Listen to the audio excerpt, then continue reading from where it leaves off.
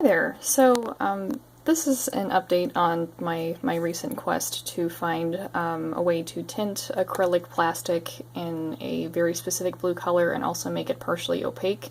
I haven't really found something that I like a whole lot yet, but I think it's really important to document both successes and failures, just so hopefully other people don't have to spend all of this money trying out products and stuff like that. You guys can kind of look at this video and see what kind of effects are made.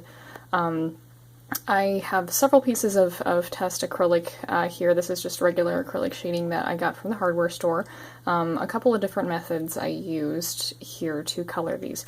These bottom two here are colored by just your regular everyday iDye poly. The type that comes in here. The one on the left is the turquoise color, and the one on the right is the blue color.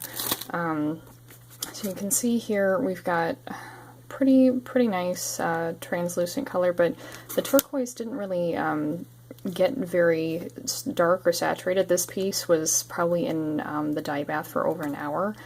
This piece with the blue was this part was in for probably about 20 minutes. This half was in for a little bit longer. I was just trying to see how graded everything could be. And then these are colored by I'm probably going to say this wrong, the Pebeo vitriol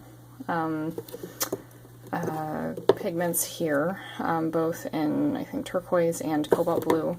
I thinned it out a little bit using lightning medium, and then I thinned it out a little bit more using Tester's solvent, to produce something that was kind of like that consistency that I could put in my airbrush and use to spray on. I'm not super duper happy. This was the first piece that I did with the way that the pigment went on. As you can see, it kind of bubbled up here a little bit.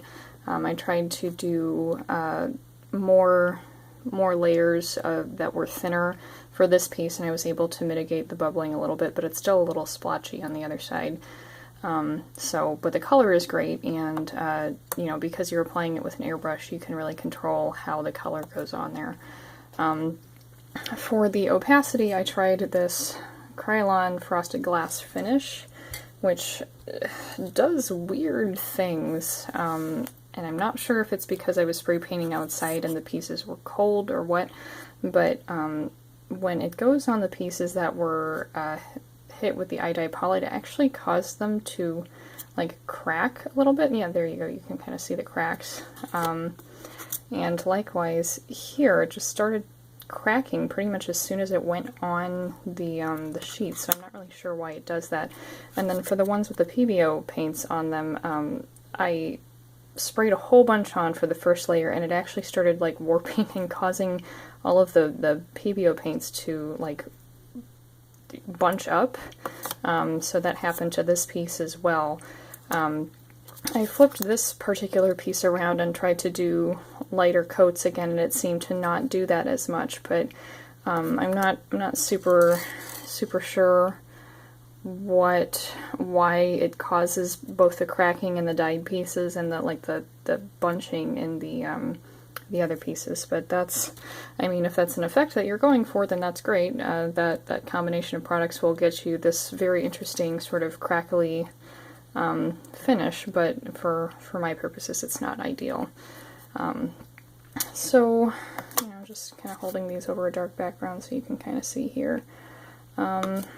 That is my progress right now. I'm still going to try messing around and doing a little bit more stuff. I think part of this is just as much technique in painting as it is in choosing the correct product, so we'll see how it goes.